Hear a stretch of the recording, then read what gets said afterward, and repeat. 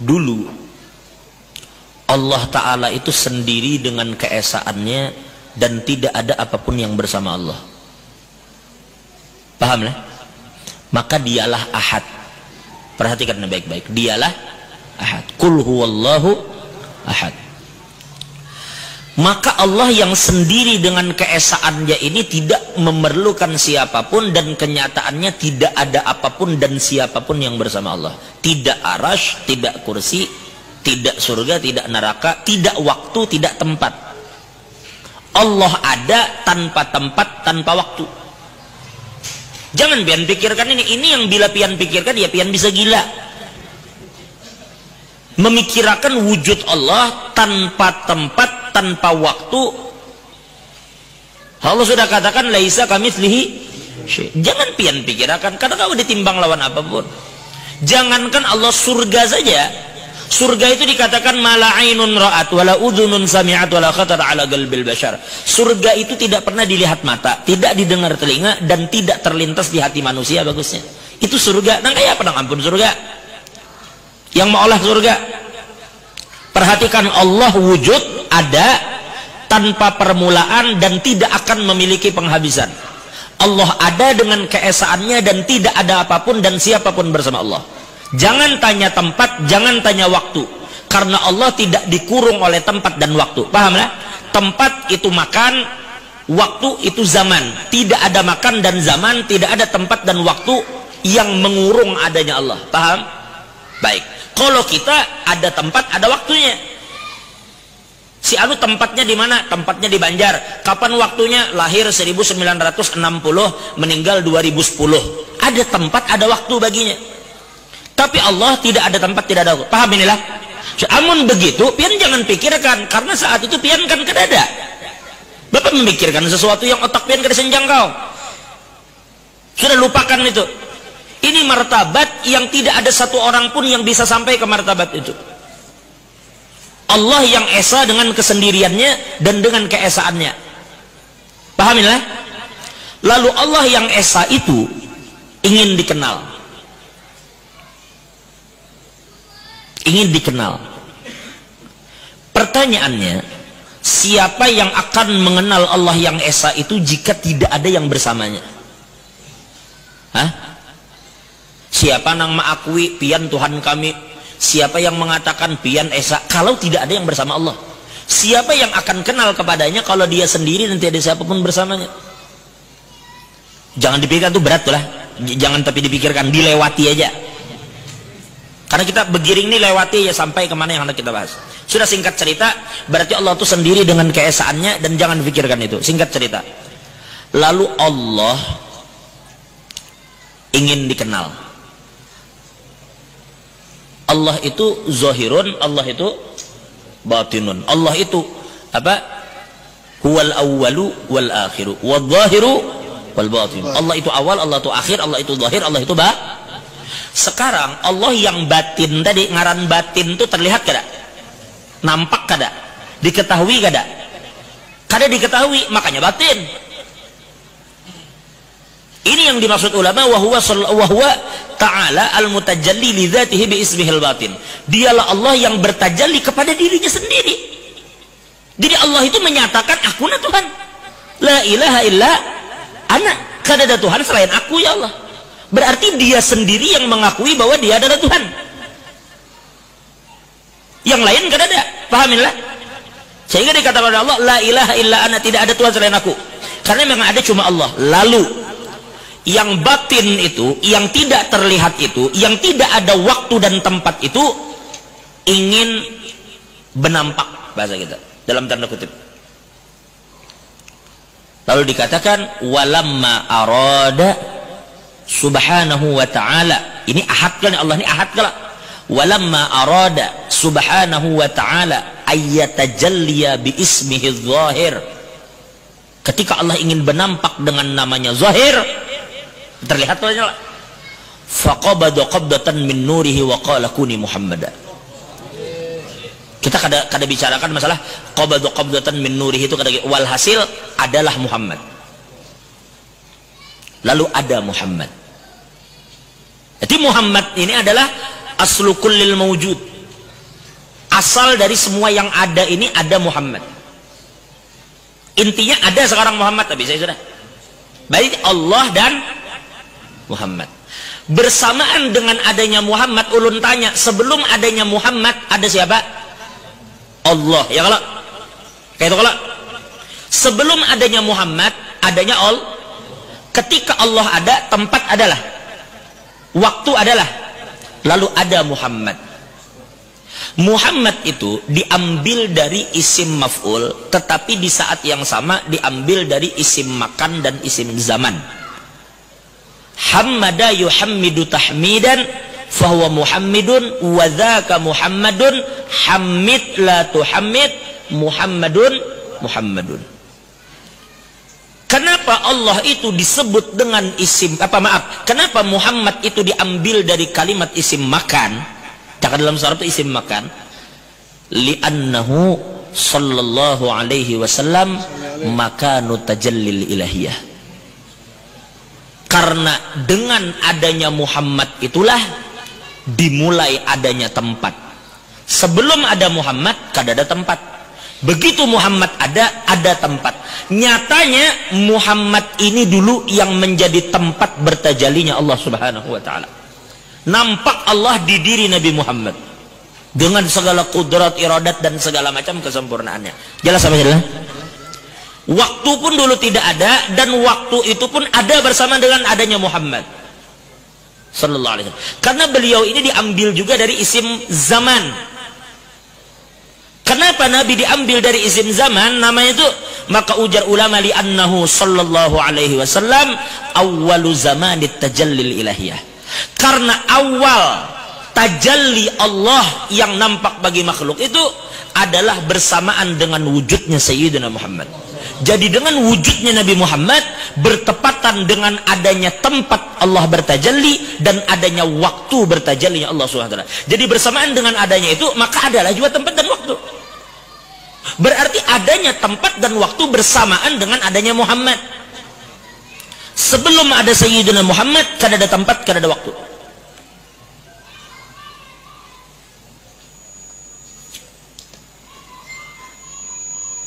Agak sedikit lah. Walhasil jangan terlalu itu pun berat karena sudah. Nah, jadi pahami ini baik-baik. Lalu sebenarnya dikenallah di langit itu, jangan an langit karena ada pulang madahkan Allah bertempat. Intinya Allah hanya Allah dan sekarang ada Allah dan Muhammad. Itulah kenapa di langit nama itu hanya disebut dengan Ahmad. Karena jika Ahmad itu dipisah, jadilah Ahad dan Muhammad. Pahamlah? Pahamlah? Muhammad bila dimasukkan ke dalam kalimat Ahad, jadilah Ahmad. Ahmad bila dibuang mimnya, jadilah Ahad. Ahmad keluarkan mim berdiri sendiri, jadilah Muhammad. Artinya Muhammad dan Ahad itu kada berpisah.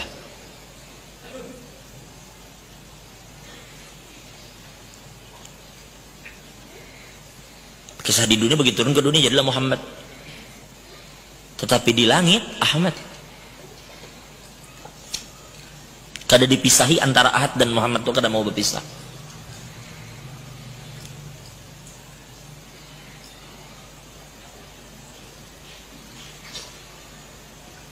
Pian kira pian memuji Nabi itu sampainya ke Nabi kah?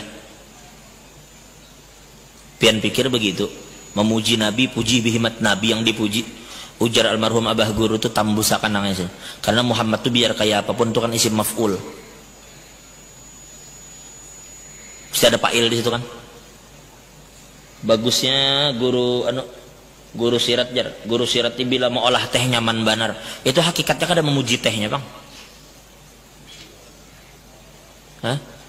Pian tahu kayak apapun pian memuji Nabi Muhammad. Muhammad itu adalah tempat tertumpuknya semua pujian. Tapi hakikatnya yang dipuji itu cuma satu sebenarnya. Itulah kenapa di kalimat Al-Quran yang pian baca setiap hari dalam setiap salat, alhamdulillahi rabbil. Alhamdulillah itu alif lam lil istighraq. Alif lam itu menunjukkan bahwa semua hamdun, semua pujian tidak akan pernah bisa diberikan kepada yang selain Allah. Istighraq artinya, makanya ulama tuh mengartikan sebagian bukan segala puji apa jar bagi Allah. Kalau guru-guru kita bahari di Banjar, mereka mengatakan segala puji hanya milik Allah, bukan segala puji, bukan artinya kita memuji Tuhan, bukan artinya alhamdulillah semua pujian itu memang milik Allah, bukan milik yang lain selain Allah. Itu kayak itu maksudnya. Itu maksud daripada alif lam lil istighraq. Habis-habis semua pujian itu ampun Tuhan, jangan ada yang selain Tuhan. Artinya ketika pian memuji habis-habis kepada Nabi, hakikatnya pian sedang memuji Allah.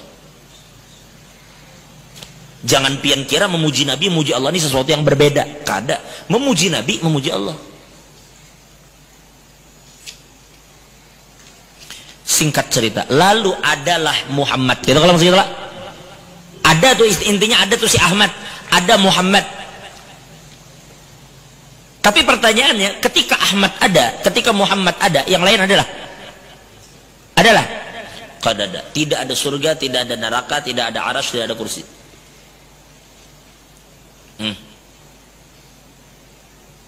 Lalu ini yang disebut oleh para ulama arifin dengan al-haqiqatul Muhammadiyah. Hakikat Sayyidina Muhammad. Bukan Sayyidina Muhammadnya, tapi hakikatnya, hakikat Sayyidina Muhammad. Hakikat ini yang dikatakan di dalam Fususul Hikam, wa tilkal haqiqah bikamalatiha lam takun mumkinah. Hakikat itu dengan semua kesempurnaannya tidak ada yang mampu mengerti dan mampu menyandangnya. Kada ada satupun wali, bahkan tidak ada satupun orang yang mengetahui hakikat Nabi Muhammad. Wala nabiyyun mursal wala malakun muqarrab. Tidak ada yang mengerti, baik nabi ataupun malaikat pun kada tahu. Malaikat pun kada tahu. Ujar Uwais Al-Qarni, Sayyidina Abu Bakar mengatakan, ujar Sayyidina Abu Bakar, la ya'rifu haqiqata Muhammad illallah.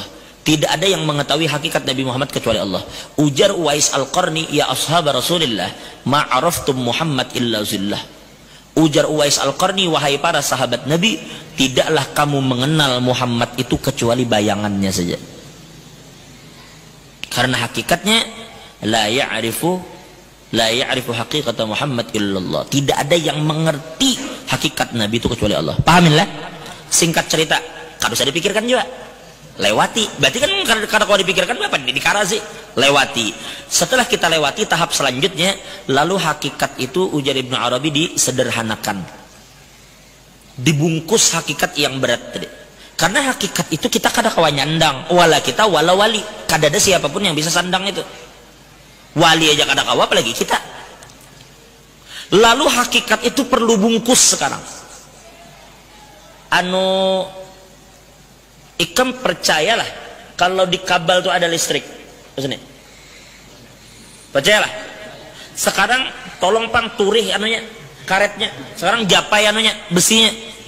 Mampu lah ikam menyandang untuk memegang besinya itu. Ikam kada mampu sandang. Kada ada ikam memiliki kekuatan untuk memegang tembaga itu. Lalu diperlukan bungkus.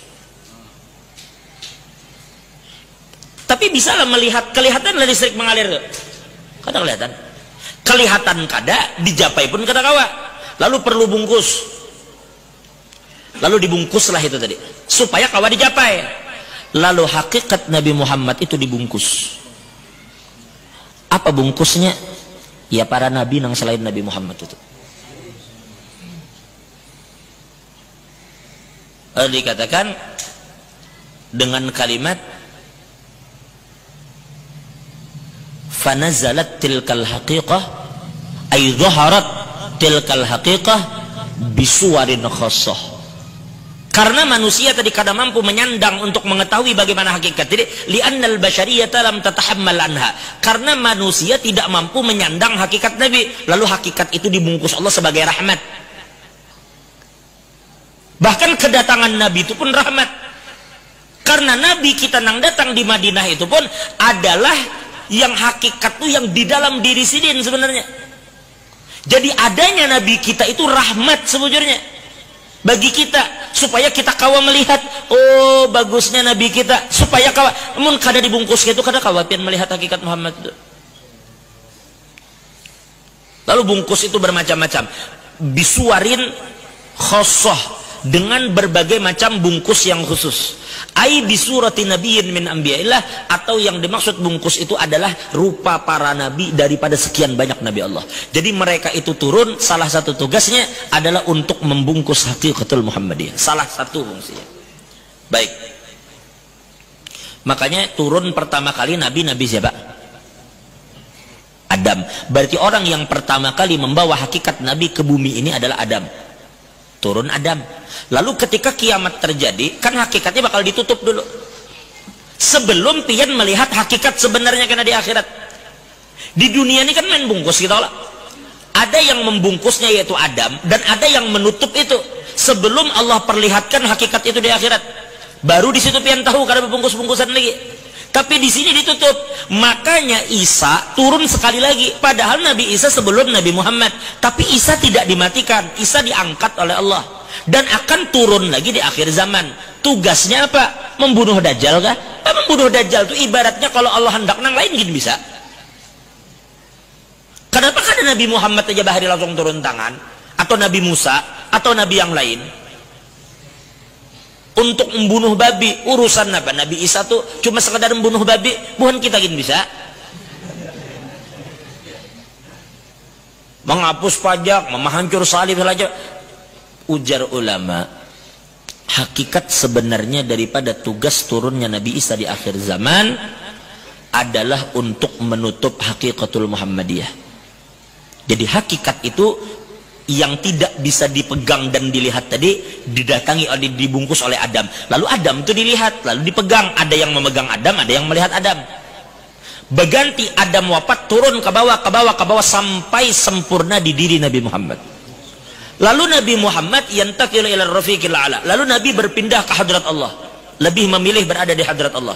Lalu berlanjut, hakikat tadi tetaplah dibungkus, tetapi berganti baju. Dari yang tadinya baju kenabian berubah menjadi baju kewalian. Dari yang tadinya membungkus nabi berubah menjadi wali. Lalu wali turun temurun, kutub anu, habib anu, kutub anu, habib anu. Hakikatnya mereka itu tugasnya tidak berbeda dengan para nabi, yaitu membungkus hakikat Nabi Muhammad. Itu yang dimaksud di situ. Jadi mereka itu haikal itu kerongkong, paham lah? Tapi sampai sekarang adalah nabi mana ada? Kutub si anu, kutub anu terus sampai hari ini, sampai kiamat, sampai terakhir Imam Mahdi. Tapi biar bagaimanapun tingginya martabat Imam Mahdi sebagai wali min aulillah, Imam Mahdi itu bukan nabi. Dan ujar ulama, karena hakikat itu dulu pertama kali dibuka oleh seorang nabi, maka hakikat itu tidak akan ditutup terkecuali oleh seorang nabi. Yang membuka nabi, yang menutup nabi. Selesai, baru di akhirat semua mata akan melihat bagaimana hakikat Sayyidina Muhammad sallallahu alaihi wasallam. Sudah sampai situ ya, walhasil nangka itu tuh.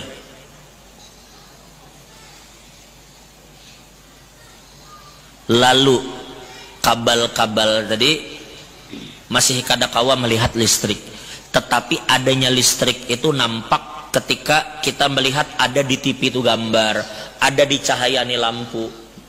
Semua nang ada nih keberkahan yang kita lihat adalah karena adanya para wali. Adanya para wali karena adanya hakikat Nabi di dalam diri mereka. Jadi semua keberkahan yang kita rasakan ini, amun kita bulikakan ke aslinya, adalah berkat Nabi Muhammad SAW.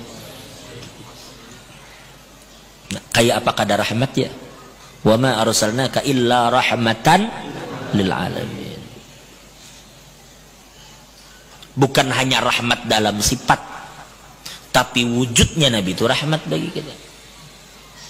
Itu pembahasan sebenarnya bukan mustawa kita lah, pada akhirnya maulah mumat. Intinya supaya pian tahu aja bahwa Nabi itu tidak seperti yang pian kira. Kesimpulan kayak itu tuh. Sepintar-pintarnya orang mengerti tentang Nabi, kada bakal terbuka juga tentang hakikat Nabi itu, kada bakal terbuka. Lalu dipadahkan Nabi itu hanya manusia seperti kita.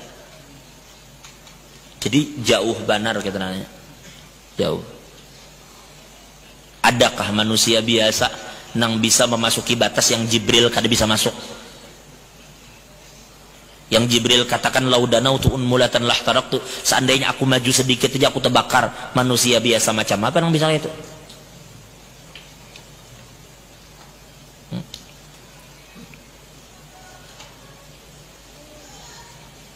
Biasa aja. Biasa macam apa yang sampai Allah Ta'ala turun tangan memuji, Allah menyuruh orang untuk, bahkan Allah pun bersolawat juga.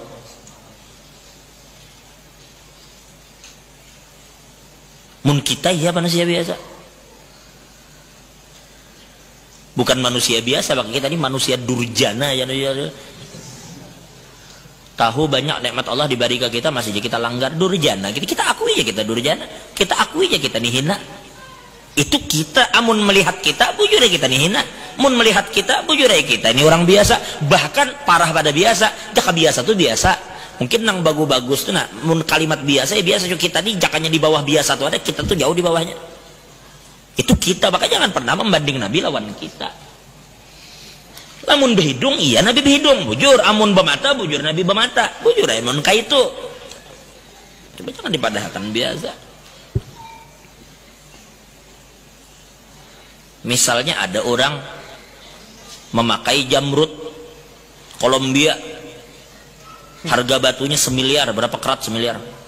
Lihati jambang Pak Haji itu keluarkan catuk pakai itu koltas, catuk cah, hanya batu biasa tuh julong kan. Bujur juga bang batu juga, kalau batu ya sambat batu biasa.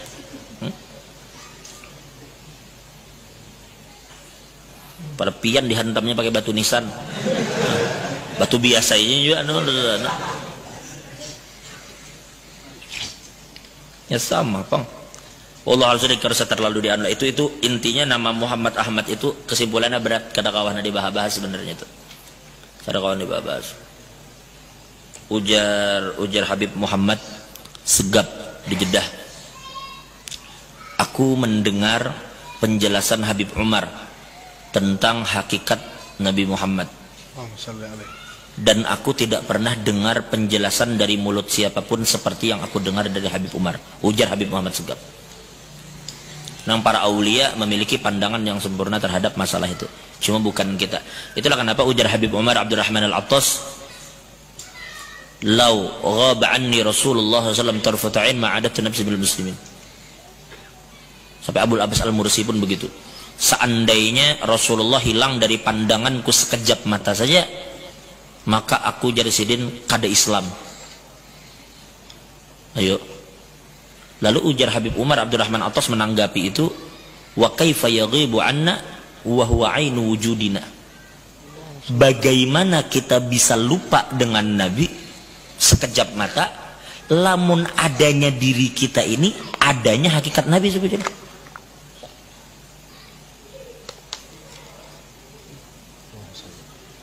Hakikat Nabi itu ada di diri kita masing-masing. Lalu kayak apa hendak hilang? Misalnya ulun behigaan lawan bini ulun dihiga ulun. Ujar bini ulun, kami berjalan berdua nih, berjalanan seharian semalaman berduaan terus begandengan. Ujar bini ulun, pian ingat juga lawan ulun ya. Lo masuk akal kada pertanyaan itu? Orang yang bertanya ingat atau tidak itu sesuatu kadada di hadapan kita. Lalu kalau ulun ingat bahari, ada peguruan ketika ulun di Banjar ada namanya Guru Syahrudin, murid Guru Bangil. Mendengar saat ini beliau dalam keadaan sakit, mudah-mudahan diberikan kesehatan, kesembuhan Allah.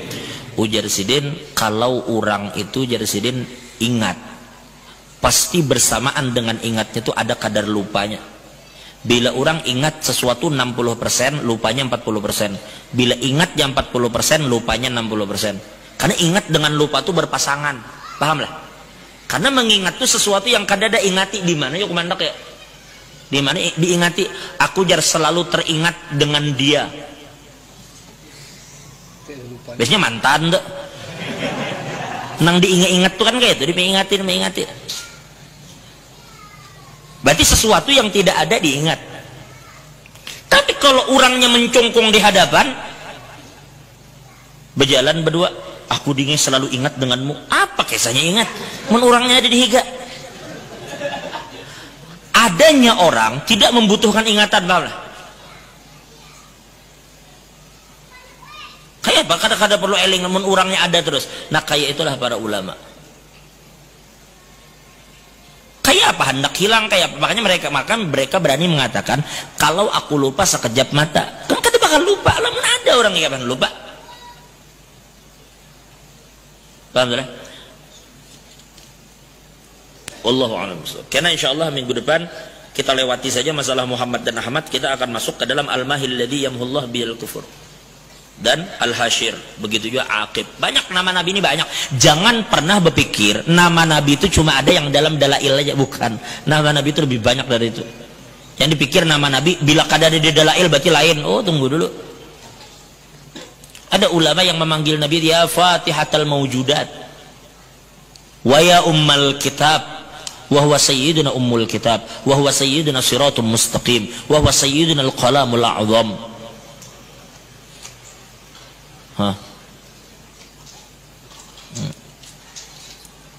Banyaklah nama-nama nabi itu, banyak sekali. Bahkan di antara guru-guru kita ketika membaca kalimat imamim mubin, ahsaynahu fi imamim mubin sallallahu alaihi wasallam, sebagian sayyiduna nurullah, sayyiduna. Sayyid itu makanya ulama mengatakan Yasin itu ismun min asma'in nabi. Ada juga yang mengatakan Yasin itu singkatan. Yasin itu ujar ulama adalah Allah menyatakan bahwa Nabi Muhammad itu memang sayyid. Kada kau dipungkiri, Nabi itu memang sayyid. Jadi ketika kita katakan sayyiduna, ya kita kada salah karena Nabi itu sayyid. Makanya dikatakan jadi ulama sayyid Yasin ay ya sayyid Yasin wal Qur'anil Hakim innaka itu kan mesti kembali khitab ke Yasin ya sayyid wal Qur'anil Hakim innaka laminal mursalin. Jadi yang mengatakan Yasin itu ismun min asma'in nabi, ada yang katakan Yasin itu adalah maksudnya ya sayyid.